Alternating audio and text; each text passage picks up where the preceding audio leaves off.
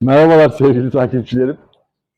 Ee, Bir proje üzerine Emre kardeşimle beraber böyle bir elimizden gelen yetenekleri değerlendirelim istedik. Bu elimizden geliyor mu gelmiyor mu henüz daha biz de bilmiyoruz. Öğrenme aşamasındayız. Bir ustaya gittik. Ustalar bu arada sevgiler saygılar. Muhteşem rakamlar söyledi. Biz dedik bunu niye kendimiz yapmıyoruz dedik. Çıktık yola. Evimize, yani benim evime bir mutfak dolabı, konsept güzel bir mutfak dolabı yapacağız. Emre kardeşimle beraber. O da geldi sağ olsun yardıma. Rica ederim abi. Güzel bir video olacak, güzel bir çalışma olacak Emre. İnşallah gönlüne göre olur abi. Olacak. Hadi başlayalım o zaman. Gerçekten de gönlümüze göre olacak gibi başladık işe. Emre de sağ olsun candan yardım etti. Toplamda 5 adet dolaptan oluşan, az önce dediğim gibi konsept bir dolap hazırlıyoruz. İlk dolabımızın iç tarafı bu. Rafları yerleştireceğimiz vidaları diyeyim. Onları yerleştirdik. Ardından dolabın iç tarafının LED lambalarını yerleştiriyoruz. Burada da bir hata yaptık. Farklı sözler dinledik. Geldik bu LED lambayı aldık. Halbuki şeritle taksak hem daha ucuza mal olacaktı hem farklı renkler kullanabilecektik. Şimdi biz usta değiliz, usta olmayan bizler işe bayağı koyulduk. Şimdi kameraman olmayan da kızım Ecrin kaçıverdi 2 dakika gidiverdi, bir mola verdi. Biz dolap al biraz. Dolabın az çok montajlarını yaptık. LED lambalarını taktık.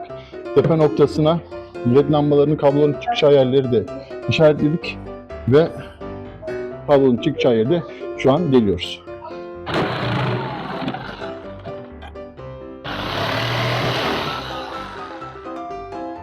Bunu gösterme sebebim de bakın benim dekopajım da var demekti işin şakası. Evet, ince ayrıntıyla yaptık. Ayaklarını taktık. Arkalığını da taktık ve o dolabımızı götürdük yerine koyduk. Onu ecinim çekmemiş, önemli değil. İkinci dolabımızın montajına hemen başladık. Hemen vidalarını attık. Bu ikinci dolabımız biraz daha farklı bir konseptti. Ben bunu planlarken, tasarlarken elektronik makine, tost makinesi, kahve makinesi bu tarz ürünleri koymak için bir dolap hazırlıyordum. Ya, toplamda 6 raflı bir dolap olacaktı. Fakat az önce orada gördüğünüz bir ben kadar kilolu bir abimiz var, Gürkan abim, benim öz abim. Dolap ölçülerine baktı. Tamam ya dedi, 40 santimden atın birer tane raf olsun bitsin dedi. Biz de ona uyduk. Ama uymamızın sebebi hava gerçekten çok soğuk. Biz de evimizin küçüklüğünden dışarı çalıştık. Dışarı çalışırken de gayet de eğlendik. Abim de sağ olsun şen şakrak muhabbetkar bir insandır. Emre de öyle, Süleyman da öyle. Hepimiz güle oynaya bu işi yaptık. Önce ölçüleri aldık. Bu arada ben kestirdiğimde tahtalarımı, medefelerimi rayların ölçülerini almadan kestirdim. Yani sanki ray girmeyecekmiş gibi kestirdim. Kendi daire destremle, benim bir daire destrem de var. Çok şükür. Onunla da ince ayarlarını yaptık. Yerine oturttuk. Ardından giriyor girmiyor onların testlerini yaptık. Raflarımızı sağlamlaştırdık. Ardından da hepsinin arasındaki ölçüler tutuyor mu, tutmuyor mu? Bu aynı zamanda da yamuk mu, değil mi ayarıydı. Bunu biz dolabı ters çevirerek de yaptık. Bu ayarı. Siz görmüyorsunuz da bunu. Olmadığını gördük. Hepsi nizami olarak yerleşmiş. Dolabımızın da arkalarını taktık ve götürdük yerine koyduk. Ardından hava çok soğuk olduğundan, kızım Ecrin'in içeriye kaçmasından dolayı yapımını gösteremediğim bu duvar dolabı mı diyeyim, duvar askısı olan dolabı şu an ölçülerini aldık. Ben çok deliklerini açıyorum. Emre dübelleri takıyor. Ardından Emre de sağ olsun vidaları kapatıyor. Montajını yaptık. Yerine astık. Emreler gitti. Sülo gitti. Abim gitti. Farklı bir gün. Ben kızımla beraber şu an diğer yerde olacak dolabın ayaklarını takıyorum. Bu arada az önce duvara astığımız dolabı biz Emre ile daha sonra söktük. Çünkü yamuktu. Kanalın adı zaten bu. Biz usta değiliz. Usta olmadığımız için bu ayarları tam yapamayabiliyoruz. Söktük, düzelttik, yerine taktık. O ders olduğu için şimdi yere koyacağımız aşağının dolabını ben tüm ayarlarını, tüm ölçülerini yaparak montajını yapmaya başladım. Öncelikle arka kısmı. Bu kısım kör tarafta kalacak, kör noktada kalacak. O yüzden burayı biraz daha inceliyorum. Gördüğünüz üzere. Önce girecek vidaların deliklerini açıyorum. Şimdi daha kolay olsun diye. Ardından o tarafa konacak MDF'yi koyup gördüğünüz gibi vidalarını takıyorum. Bunların tamamını kallayarak, yapıştırarak yapıyorum. Diyorum ben usta değilim. Elimden gelince en iyi işçiliği yapmaya çalışıyorum. Gördüğünüz üzere. Önce aklımda sonra sağlamaktı. Başka bir şey. Sanki güzel bir işçilik yaptım gibi geliyor bana. İzleyin, görün. Ama bana yorumlarda muhakkak ki nasıl olduğunu, ne yaptığımı belirtin. Özellikle muhakkak ki sevgili ustalarım izleyecektir bu kanalı. Onlar bana ne olur, bana kızmayın. Hatalarımı bir anlatın. Bu arada evet, benim bu videonun tamamının püf noktası sevgili canım kızım Ecrin'in her aşamasında bana yardım etti. Bu ara raf atacağımız yerlerin de ölçülerini kendi aldığı, deliklerini kendi açtı. Şu an taktığım vidaları da takmak istedi. Ben izin vermedim. Çünkü ben de çok seviyorum bu işleri yapmayı. Ejin'le beraber yaptık. Şimdi kamera açısından dolayı onu koyduğumda size yamuk gibi gelebilir. Ama değil. Birebir 0'a 0 ölçü almış. 0'a 0 takmış. Benim gururum canım. Burada küçük bir hatam oldu. Bu dolabın diğer tarafını yaparken. Tam burada gördüğünüz bu üst köşe tarafında bu dolabın alt kısmı bir tık yukarıda kalmış. Bakın belki 2 milim kadar, görüyor musunuz? Bu yüzden ileride bir sorun yaşadım. Dolap kapaklarını takarken alt tarafı biraz daha dışarıda kaldı. Üst tarafı içeriye girdi. Çok fark edilmedi ama açıkçası benim canımı sıktı çünkü birebir olması gerekiyordu. Ardından dolap, buraya önce çekmece yapacaktık. Eşimle beraber öyle karar verdik.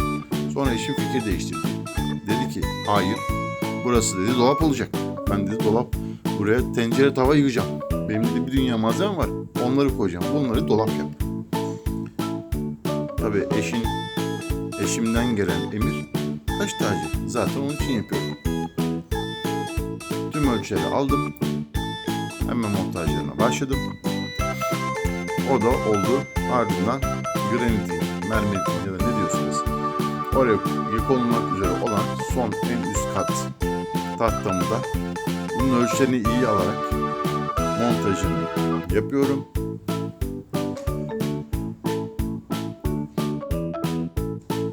Orayı montajlamadan yine son bir ölçü daha alayım dedim.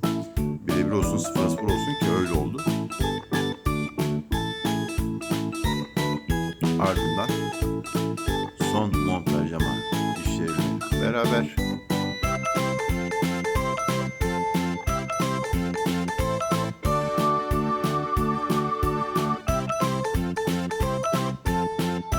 alt katında montaj işlemleri yapıyorum. Bu 10 santimlik uzun MDF'den bir tane de karşıya attım. Onu da hani granit olmadan bile çok şık bir şey olmaya başladı.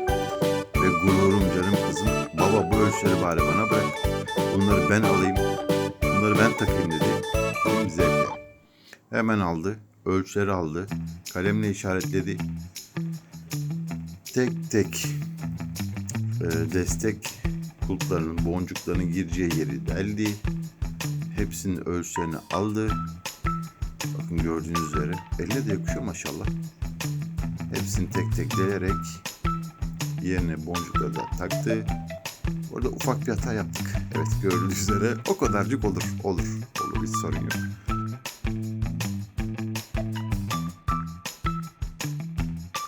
Ve fırın yerine orayı da montajını yaptı ve şu anki halimiz bu. Şu an yarı uzadık. Yavaş yavaş raflarımız ve kapaklarımız gelecek. Onlar da geldi. Raflarımız geldi. Hemen yerlerini açıyoruz. Görülür zaten yavaş yavaş hanımark dolaplara yerleşmeye başlamıştı. Rafları yerine koyduk. Ardından tabii ki dolap kapaklarımızın menteşelerini ayarlayarak, vidalayarak, bunlar hakikaten göründüğü gibi değil, çok zor. Bunları dümdüz yapmanız gerekiyor dolabın ekseninden şaşmaması için. Öyle yaptım ve hepsini yerine montajını tek tek yaparak devam ettim. En sevdiğimiz iş montaj. Güzel oluyor. Zevkli oluyor. Gerçekten zevkli bir iş. Sanırım bu işin ustaları bu işi yaparken hakikaten bu işten zevk alarak yapıyorlar. Gerçekten güzel bir iş.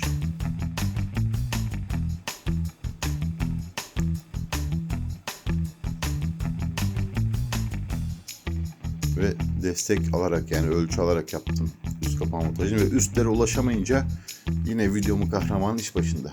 Sıra geldi kulplarımıza. Onları da keserek yavaş yavaş yerlerine montajını yapıyoruz.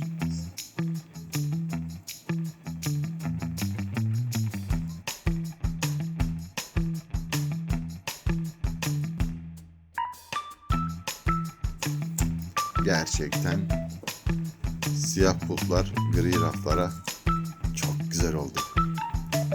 Devam. Şimdi sırada üst kapaklar var.